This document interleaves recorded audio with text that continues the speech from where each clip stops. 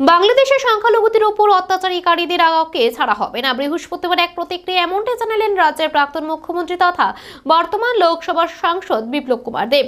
তিনি বলেন, বাংলাদেশকে ক্রমশই বিনাশের পথে নিয়ে যাচ্ছে মৌলবাদী শক্তি। সম্প্রতি উসমান হাদির মৃত্যুর পর বাংলাদেশের পরিস্থিতি নিয়ে গোটা বিশ্ব চিন্তিত। বাংলাদেশে প্রায় প্রতিদিন চলছে হিন্দু ও অন্যান্য ধর্মীয় সংখ্যালঘুদের উপর অত্যাচার এবং আক্রমণের ঘটনা। দীপু দাস নামে এক সনাতনী হিন্দুকে মেরে গাছে ঝুলিয়ে পুড়িয়ে দেওয়া হয়েছে। এই নৃশংস হত্যাকাণ্ডের ঘটনা গোটা বিশ্ব স্তম্ভিত। বাংলাদেশের পরিস্থিতি নিয়ে গভীর উদ্বিগ্ন রাজ্যবাসী, কারণ রাজ্যের তিন দিক এই দেশের সীমানা দিয়ে আবদ্ধ। রাজ্যের অনেকেরই প্রচুর সংখ্যক আত্মীয় রয়েছেন বাংলাদেশে। এদিন বাংলাদেশের বর্তমান পরিস্থিতি নিয়ে গভীর উদ্বেগ প্রকাশ করেন রাজ্যের প্রাক্তন মুখ্যমন্ত্রী তথা বর্তমান লোকসভার সাংসদ বিপ্লব কুমার দেব।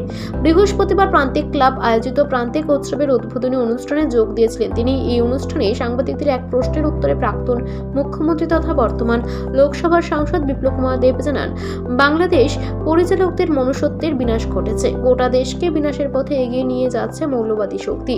বাংলাদেশের অস্তিত্বকে এরা মিটিয়ে ফেলবে। সাংসদ বিপ্লব কুমার দেব আরো জানান, যারা ভাবছেন সংখ্যালঘুদের উপর অত্যাচার করে তারা বেঁচে যাবেন, তাদের কাউকে ছাড়া হবে না। বাংলাদেশের যে সরকারটা রয়েছে, বাংলাদেশের যে মৌলবাদী মানসিকতা সম্পন্ন লোকগুলি রয়েছে, এদের মনুষ্যত্বের বিনাশ হয়েছে আর এরা বিনাশের দিকে যাচ্ছে। বাংলাদেশের আর্থিক অবস্থা শোচনীয় যাচ্ছে। বাংলাদেশের অস্তিত্বই মিটিয়ে ফেলবে এরা। ওর যেটা সেটা ভাবছে যে সংখ্যালঘুদের উপর অত্যাচার করে এরা বেঁচে যাবে, এদের কাউকে ছাড়া হবে।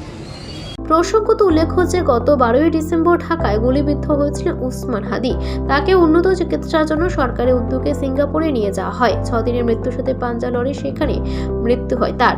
এরপরই বাংলাদেশ জুড়ে নতুন করে অশান্তি শুরু হয়েছে। Bureau report, Asian Times.